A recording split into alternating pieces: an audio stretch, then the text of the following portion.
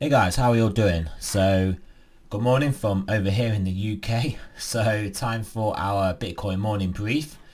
Straight over to the charts. So yes, we can see we've managed to get and hold over this 9,200 level and push up against on this 9,300 level like we did previously before. Basically later on yesterday. So yeah, generally speaking, this is what we wanted to see. We wanted to get as far away from down here at this level as we can, get ourselves back above this this old support, new resistance level, but it's now new support again. And then yeah, try and get our way over 9,500, which is not too far away from price.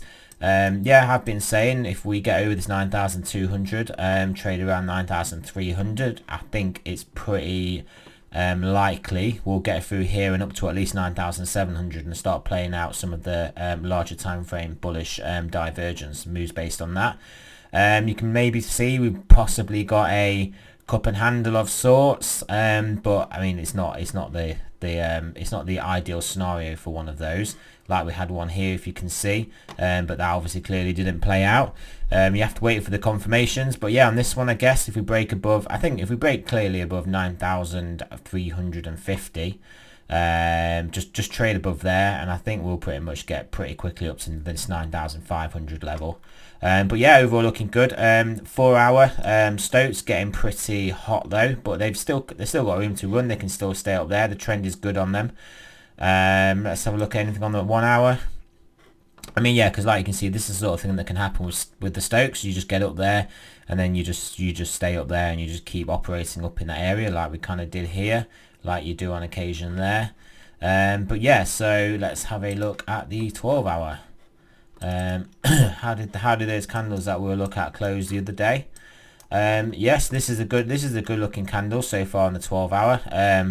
Only 2 hours 40 minutes to go, so if we close up here right above this support line here, I think this can spell the end of this this little down move we've got, and then we start going back up towards the 9,800. So let's look at the daily.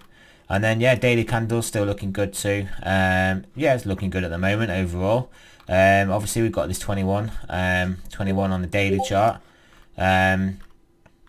Got the 21 on the daily, still pinning us between that and the 50, but hopefully we can regain this 21. And yeah, onwards and upwards, basically straight through over 10k is what I'm looking at. Yeah, TD sequential wise going to pretty much shows a lot of the same thing. So not too much to look at there. And let's have a look at how our range and stop. So we got a nice buy signal this morning, basically here. So that backfilled some of the fills, some of the ladders, and now hopefully making its way onwards and upwards. We did get another buy signal here as well, but we were in our overall downtrend, and I was a bit yeah, I didn't take it. It was overnight as well, hadn't left the bots on. Yeah, but yesterday decent sell signal there, but obviously we were in the buy. But yeah, this price you can see we've been held in this bit of a range, so I'm waiting to see if we start to get some trending behavior. And I believe once we break through the top of this larger time frame range and stop level, and yeah, we'll make our way up to the 9,500s, play around there for a bit, and then onwards and upwards is what I believe. We'll get some more trending behavior, maybe some expansion in volatility, and yeah, then I will obviously be looking to take the buy trades. So yeah, that'll be looking pretty good, I think. So yeah, not too much else other than that to say this morning. I mean, obviously the weekly it's going to be closing soon. I mean, I'm not necessarily expecting it. Well, to be honest, I am kind of expecting it actually between the next 14 hours for this basically daily candle to close above the 9,500, because I do believe we've got strength in the move now. We confirmed that low, not this low, this is a different low, clearly this is a weekly time frame, but I believe we confirmed that low that we put in around the 8,800. We've got to get back above 9,000. We've got back above 9,200, looking like we can hold above there. So basically over 9,300 takes us up to 9,500. So what I'm saying is, if we close this candle anywhere between this range here, 9,500, 9,700, it will look like a pretty nice, a nice still bullish candle for basically more continuation. Yeah. I mean, and then you can look at this trend. It won't look out of the ordinary at all to have like another green candle, then up to around this mid 10,500 level. I mean, that's what I believe we can see. You can see the weekly ranges are quite large. So I mean, even some of the smaller weekly ranges, let's say these ones are still like 7,800 to, they're still like $1,000 range in a week. So yeah, so easily we can get from this well, even where we are now, 9,300, even if we started the weekly candle here, 9,300 to 10,300 still puts us up here, a nice big green candle. So hopefully that's what we have got in store in our Bitcoin price action future. But then you have to see that obviously a move like that, yeah, can trigger some definite larger time frame potential.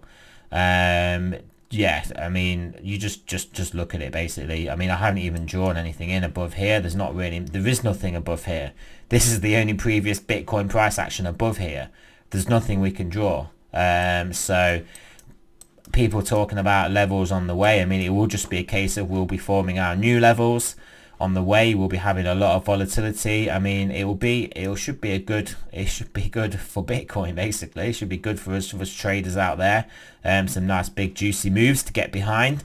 But yeah, I mean, yeah, just look at this, guys. There's nothing here. There's nothing. This is just I mean, and even here, like when I'm pointing around here, look, we're looking at prices like well into the mid 20Ks. So I know some people are saying, oh well, we'll take time, we won't get up to 20K this year, things like that. But I mean, if we break through here, I mean, anything's possible. Anything is possible, and this isn't far away at all. Like I've been telling you guys, weekly ranges on low range weeks are like still $1,000. So from a 9,000, so say $2,000 from a $9,300 price point puts us at 11,200, which is basically here. And yeah, I mean, that's it's just gonna look good. Weekly Stoke still looking good as well. The RSI looking good on the weekly. Yeah, so I mean, this is the thing you got to tell yourself for Bitcoin price action is when you trade in here like this, right? When you understand this, when we're trading up here, someone tries to say, well, we're going to be down at, in the 3,000s. People don't believe that. Do you know what I mean? People don't believe it. And then it took us, well, we'll just call it, for the sake of argument, we'll call it the start of 2018 to the end of 2018. It took us 1 year to get down there. And it only took 1 month to get down to 6,000. So I mean, maybe even ignoring down to the 3,000, but 1 month to get down to 6,000.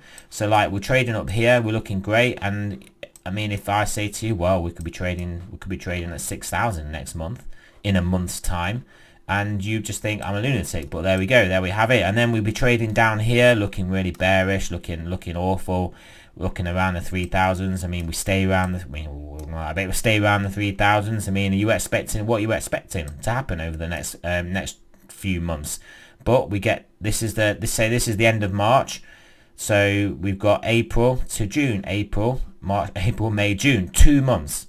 2 months to basically get from in the 3,000s to basically up to 14,000. 2 months, guys. And then let's have a look further along in price action. So yeah, so there we go. Look, we've got this nice bullish action. We're well above 10,000. We look like we're putting a nice base here. Some nice horizontal support. Some nice lot of price action here. Onwards and upwards, guys. Of course, obviously that's what we look like it's happening. And then look, so we get from 10,300 in, say, start of February just the start of March. So 1 month.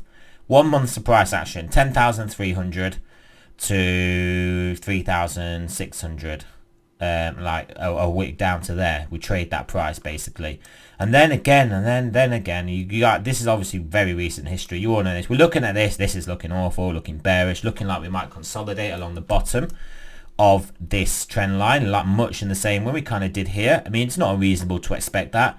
just perfectly reasonable. And then you think, well, we're going to break down, we're towards the end of the pennant, we're at the bottom, like we could not accumulate, we could distribute along here and then crash through the pennant, and then like, well, I don't even want to think about what the target would be then. But no, there we go, straight back up. All of it gained back within, well, that's start of March, April, May, so let's say 2 months. 2 months, right? So how long have we got left of this year? We're nearly halfway through, nearly the exact halfway point of this year. So we have got 6 months. 6 months of price action. 6 months of 6 months of time for Bitcoin to do whatever it wants. And I'm not saying it is going to go up, and I'm not saying it can't go down. I'm not saying it isn't going to go down. But what I am saying is that in 6 months of time, Bitcoin can easily, basically, let's just round it up to a 2x. It can 2x to 20k, and then it can keep going. I mean, it can 3x, it can 4x. In 6 months, nobody can tell me or predict where they think Bitcoin will be, what sort of range it will be, where it will be. I've just shown you what Bitcoin can do in the space of any given 1 month period of time. So people saying, oh, we can't go over 20k will be next year. This is what's known as recency bias. They're looking at this sort of price action here. They're looking at this move here. They're even ignoring this, because this is, like I've said, this is over 10k to under 4k to under 4k to over 10k. So what are you looking at? You're looking at this sort of range here, aren't you? This is what you're using. This is the human recency bias, which we have. It's how our brains operate. Is what we like. We're like a reversion to the mean sort of kind of thinkers. Do you know what I mean? It's just inbuilt in our psyche. Maybe it's to do with the fact that, like, when we lived out in the wild as humans, like, it would get hot and then it will get cold again, and it will get hot again and it will get cold again, and we just kind of know, the cycles. There are cycles in life. There's life cycles, there's cycles in every aspect of everything. So that kind of tells us everything comes back to the same, and maybe that is the sort of evolution of our recency bias. But we're talking about price action in Bitcoin now. It started at basically zero, $1, a few dollars, $300, $400, $1,000, $5,000, $20,000. I mean, we're not going back to, well, we could go back to zero. That could happen, but I don't think in the meantime, I think we've got a lot of other action to play out. And like I'm saying, 6 months is a long time.